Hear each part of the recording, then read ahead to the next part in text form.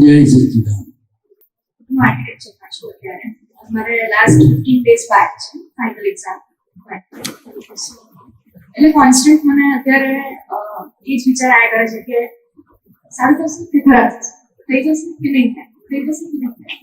એટલે વચ્ચેના જે ડિપ્રેશનના ડેઝ હોય ને એમાં ખ્યાલ નથી આવતો કે શું કરવું. એક્ઝામ 15 દિવસ પછી છે. બરાબર તૈયારી કરી છે તો તૈયારી છે બરાબર, તો પરીક્ષામાં થયા કરે છે. તૈયારી ના હોય તો આમ તેમ થયા કરે. જો તું બરાબર તૈયારી કરેલી છે, સિન્સિયર છે ભણવામાં, તો કેમ આવું થાય છે એ પ્રશ્ન થાય ને. આગળની બધી એક્ઝામ્સ તો બરાબર જ ગઈ છે, ઉપરથી એવું થવું જોઈએ કે હવે સારું જ થશે, પણ તો બી આવી જાય છે કે ઇન કેસ કંઈક થયું તો. ઇન કેસ કઈ થયેલા શંકા પડે છે ને. શંકા ક્યારે પડે? માણસને શંકા ક્યારે પડે કે આ થશે કે નહીં થાય, કરી શકીશ કે નહીં કરી શકીશ. તો કે સૌથી પહેલા તો એની તૈયારી ના હોય તો આવું થાય. તૈયારીમાં કચાશ હોય તો આવું થાય. બીજું, હવે આપણે જ્ઞાનની બધા જ્ઞાન લીધેલા છે બધાએ. કોણે કોણે જ્ઞાન નથી લીધું? એટલે એ બીજું આપણે જોવું હોય તો આજે મન બતાવે છે ને, મનમાં બતાવે છે ને, એટલે બતાવેલા આનંદ થાય કે દુઃખ થાય? દુઃખ થાય. હવે તારી તૈયારી છે, કમ્પ્લીટ છે બધું, છતાંય તારું મન તને હું બતાવે છે, તો શું સમજવાનું?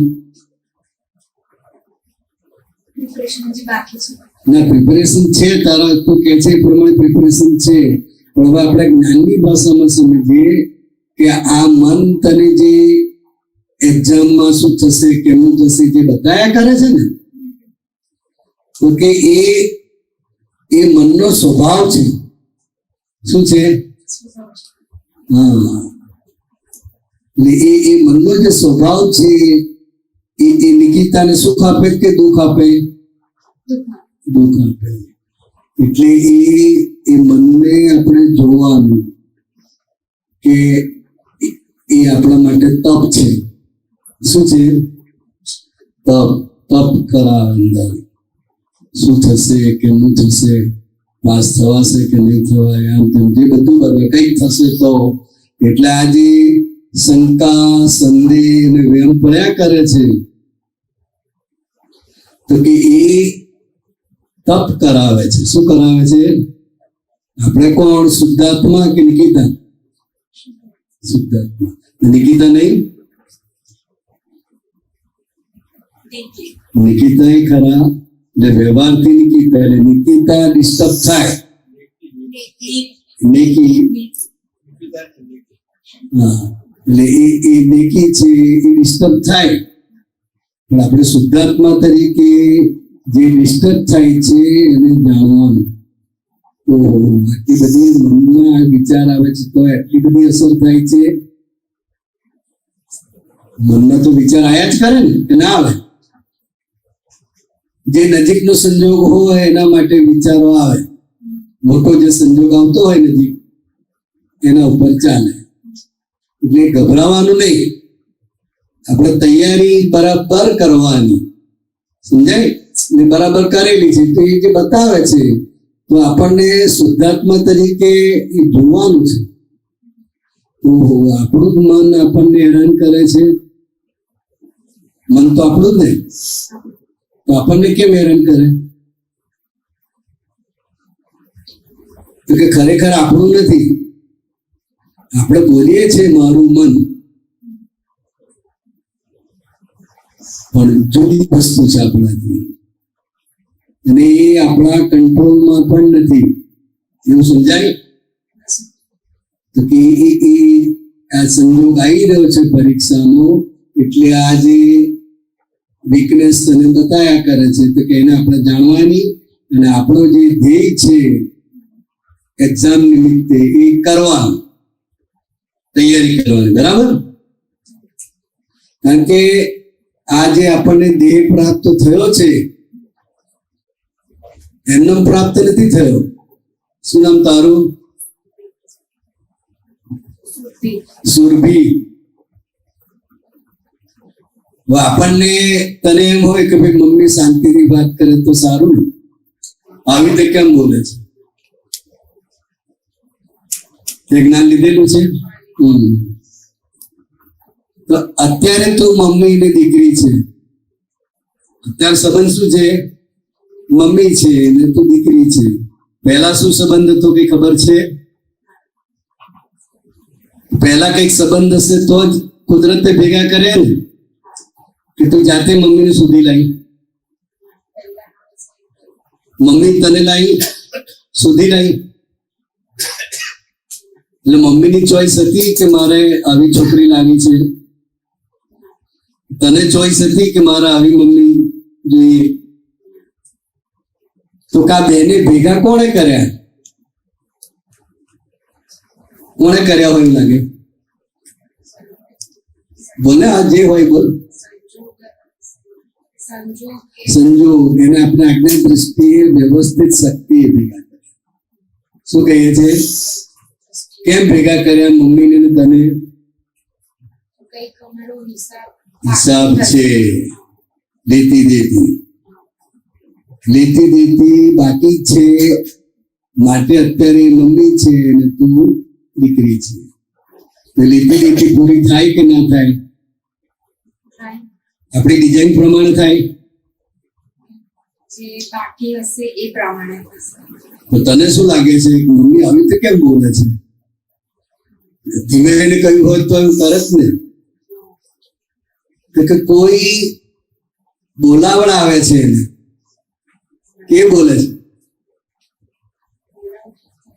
બોલાવડ આવતી છે. મમ્મી દીકરીને હેરાન કરે? એ તને હેરાન કરવા માટે આવું બોલે છે? તો કે સ્પોન્ટેનિયસલી નીકળી જાય. એ છે એને સંજોગો દબાણ છે, કોઈ કારણસર ટિફિન બનાવી શકે એમ નથી. એટલે એ દબાણને કારણે આવી ભાષા નીકળી જાય. તો દીકરી સાથે ઘરમાં તો બધા લેબેલ ભાષામાં જ વાત કરે ને. મમ્મી આપતો પુત્ર સાથે એવી રીતે વાત કરે? મહેમાન આવ્યા હોય એની સાથે એવી રીતે વાત કરે? તો કે આ સુરભીનો અને તારી મમ્મીનો જે ઋણાનુબંધ હિસાબ છે એ હિસાબ પ્રમાણે સંજોગો બધા ભેગા થાય છે અને એનાથી એવી વાણી નીકળે છે કે બોલે છે. ને ખરેખર એવું છે કે બોલે છે? અને જ્યારે પણ થાય એટલે કંઈ પણ બને છે આપણી સાથે. કોઈ પણ વ્યક્તિને અપમાન ગમતું નથી. ગમે? કોઈ ઊંચા અવાજે વાત કરે ગમે? નહીં ગમતું. ઊંચા અવાજે વાત ને ના ગમતી વાત તો ઘરમાં થાય કે બહાર થાય? બંને જગ્યાએ ના થાય.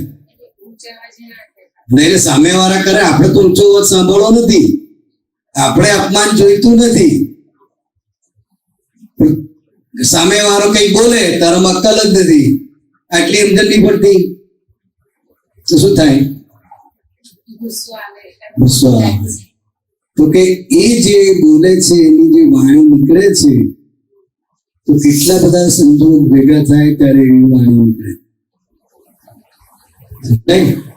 આપણે જોઈએ એવી વાણી બધે ના નીકળે, પણ જેની સાથે જેવો હિસાબ છે એ હિસાબ પ્રમાણે આ વ્યવસ્થિત શક્તિ બધા સંજોગો ભેગા કરે અને થાય.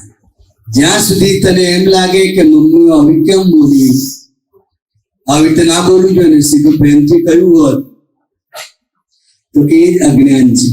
શું છે? એ અજ્ઞાન છે. જ્ઞાન શું કે છે? તો કે જે કંઈ પણ બને છે સુરભી સાથે એ મારું વ્યવસ્થિત છે અને મારો હિસાબ છે. સમજાય? હવે તમને બધાને પૂછું કે તમે રસ્તા ઉપર જતા હોય ને કોઈ ખરાબ દ્રષ્ટિથી કોઈ છોકરું જુએ તો શું થાય? ગુસ્સો આવે. ગુસ્સો આવે. કેમ જુએ છે આ રીતે? હા. Question mark. બધાને ગુસ્સો આવે કે આનંદ થાય? હા. ગુસ્સો આવે. પછી શું કરો? લડવા જાવ એની જોડે? રડવા તો ના જવાય, પણ મનમાં એકવાર એવું વિચારાય જાય કે એને કહી દઉં એવું થઈ જાય. બધું આવે તો બધા જાત જાતના વિચાર આવે, બોલી શકાય નહીં. ને રોજ રોજ કેટલા જણ જોડે લડવા જવાનું? તો કે જેના ભાગે એવું આવે છે, આપણે તો કહેતા નથી ને, પણ જેને રૂપ હોય, રંગ હોય, બધું હોય એટલે કુદરતી રીતે આ આવે.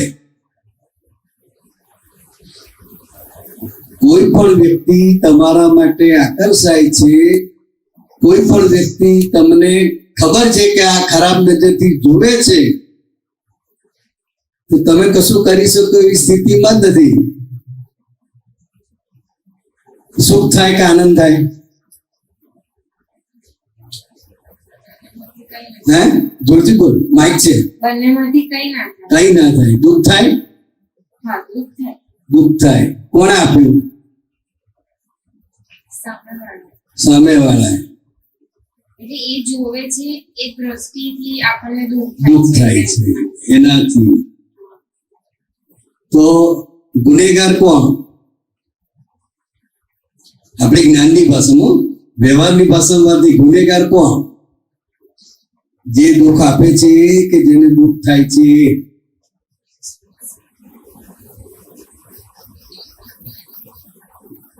પાછળ કોણ ગુનેગાર? કોણ? જેને દુઃખ થાય છે. જેને દુઃખ થાય છે. કંઈ પણ બને છે આપણી સાથે કે આપણી આજુબાજુ, કંઈ પણ બને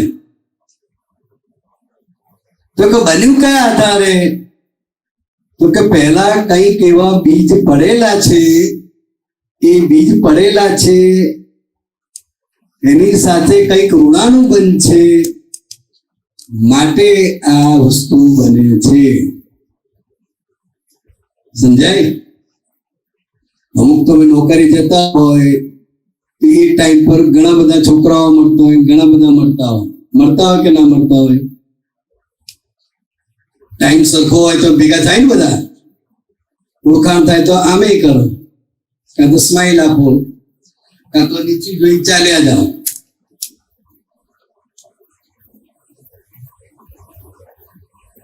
તો આ જે દેહ આપણને મળ્યો છે ને, એ સારો અને ખરાબ બંને હિસાબ ચૂકવવા માટે છે.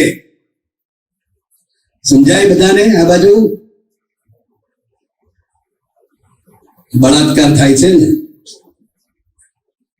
કોની મરજીથી થતા હશે? બોલ, માઇક છે. કેમ ગુમસુમ થઈ ગઈ? ડોક્ટર તું બોલો. આ બળાત્કારના રોજ કેટલા કિસ્સા આવતા હશે પેપરમાં? નથી. કોની મરજીથી થતા હશે? હે? કોઈની મરજી નહીં.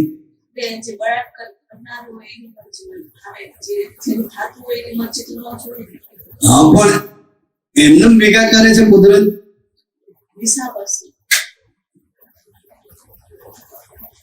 કોઈને બળાત્કાર કરાવો નથી. કરાવો છે?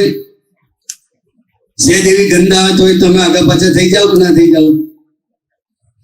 પણ છતાંય જે વસ્તુ બની, મોટા મોટા કિસ્સા છે, બની તો એની પાછળ કેટલા બધા સંજોગો કામ કરે ત્યારે એવો એને મોકો મળે. એનો મોકો મળે. ડોક્ટર શું કહે છે? તો કેટલા બધા સંજોગો એટલે આ એક એક્સિડન્ટ કહેવાય. શું કહેવાય? આવું કાયમ બને નહીં, પણ રેપ થાય છે તો એક એક્સિડન્ટ છે. બાકી બધા સામાન્ય બનાવ કહેવાય. શું કહેવાય?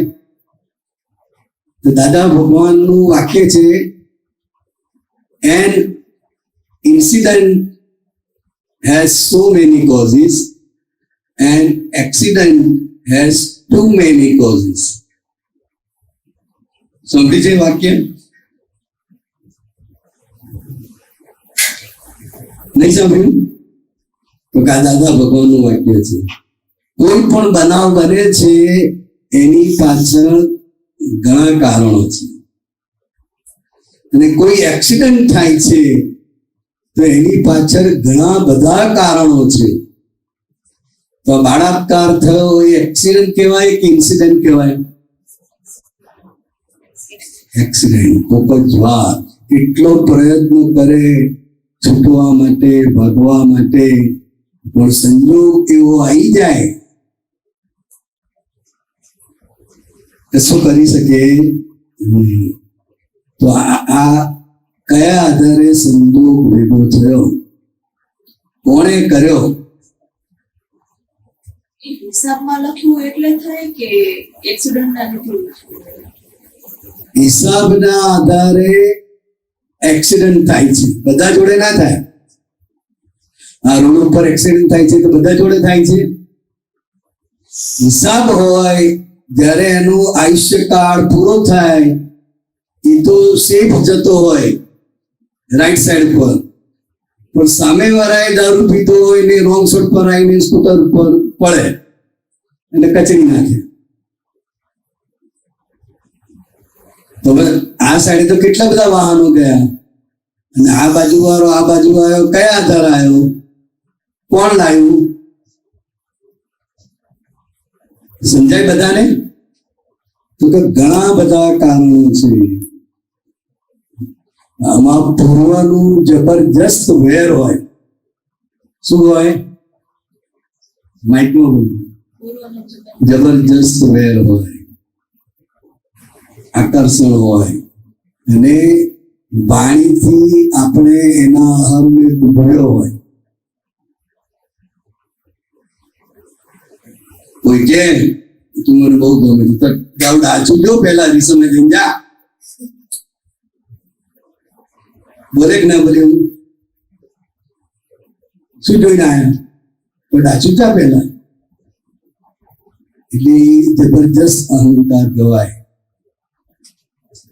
એટલે આ નવું કશું બનતું નથી. પૂર્વે જે કારણો પડેલા છે, જે કોઝ પડેલા છે, એના પરિણામ સ્વરૂપે કુદરત સંજોગો ભેગા કરે છે. કોણ કરે છે? બાકી છોકરીની તો ઈચ્છા નથી, પણ છોકરાને ગાંઠમાં હોય આકર્ષણના આધારે કે પૂર્વને કઈ ઋણાનુબંધના આધારે એને જબરજસ્ત એ તરફ આકર્ષણ હોય, એટલે એને ગાંઠ હોઈ શકે. ના છોકરીને ખબર પડે? ના ખબર પડે? ખબર પડે, પણ એ સંજોગ બને અને આખું હકીકત બની જાય છે. સમજાય બધાને? અને જતા આવતા તો જે બનતું હોય છે ને, ના બને. જબરજસ્ત પ્રતિક્રમણ કરવા પડે.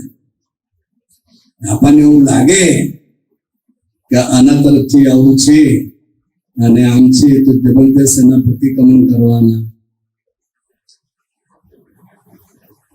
અને આપણે સરખી રીતે નીકળી જવું. બરાબર?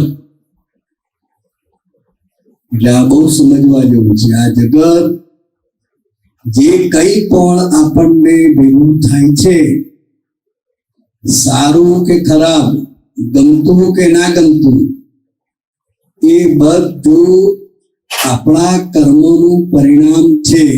અને આજે આપણને શરીર મળ્યું છે તે એ હિસાબ ચૂકવવા માટે જ છે. ભાઈ સાથેનો હિસાબ જુદો હોય, મમ્મી સાથે જુદો હોય, મામા સાથે જુદો હોય, બધા સાથે હિસાબ જુદો જુદો હોય ને, કે બધા એક સરખી રીતે વાતો કરે? તો દરેક સાથે હિસાબ જુદો છે. હવે હિસાબ જુદો છે તો કે ઋણાનુબંધ જુદું છે. શું છે? ઋણાનુબંધ. ઋણાનુબંધ એટલે કંઈક આપવાનું છે કાં તો કંઈક લેવાનું છે. એના માટે આ શરીર પ્રાપ્ત થયું છે. તમારી ઈચ્છા હોય કે ના હોય, એ આપી જશે અથવા લઈ જશે. જેના ભાગે જે હોય, બધાનો ભાગ હિસાબ જુદો જુદો હોય, બધાને સરખું હોય. તો આ બહુ પ્રેક્ટિકલ અને સમજવા જેવી વાત છે. એટલે જ્યાં જ્યાં આપણને એવું લાગે ત્યાં પ્રતિક્રમણ ખૂબ કરવાનું. પ્રતિક્રમણથી એ હિસાબ મોડો થાય અને ખલાસે થઈ જાય. પણ કંઈ પણ થઈ શકે છે જે આપણને ખબર નથી. નિકી, કંઈ પણ બની શકે છે, આપણને ખબર નથી. તો આપણે શું કરવાનું? સિન્સિયરલી પ્રયત્ન કરવાનો. એવી રીતે આમાં પણ આપણે સિન્સિયરલી પ્રયત્ન કરવાનો. સમજાય? પણ આ જગત